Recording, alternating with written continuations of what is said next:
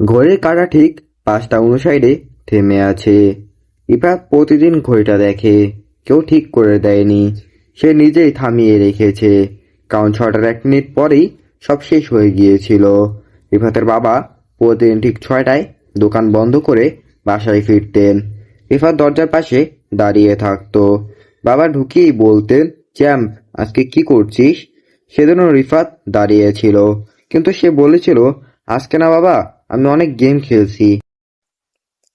বাবা এসে বলেছিলেন, ১ মিনিট পরে আসতেছি, হাতটা ধুয়ে নেই।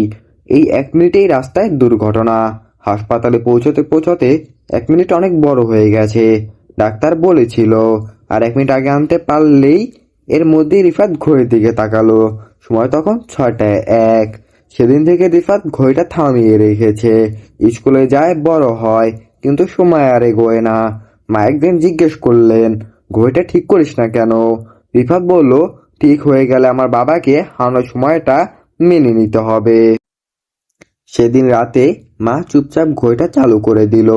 ঘড়ির কাঁটা টিক টিক করে এগোয়।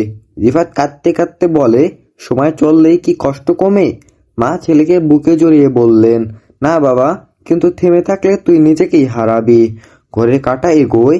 রিফাত প্রথমবার বুঝতে পারে সময় কাউকে ফেরায় না, কিন্তু বাঁচতে শেখায়। কিছু কষ্ট ১ মিনিটেই হয়, আর সেগুলো বুঝতে একটা জীবন লেগে যায়। হ্যালো গাইস, আমার ভিডিও যদি তোমাদের ভালো লেগে থাকে তাহলে একটা লাইক আর সাবস্ক্রাইব করে দিও। আর যদি ফেসবুক থেকে দেখে থাকো তাহলে ফলো করে দিও। আজকে এই পর্যন্তই, দেখা হবে অন্য কোনো ভিডিওতে। তোমার ভালো থেকো, বাই।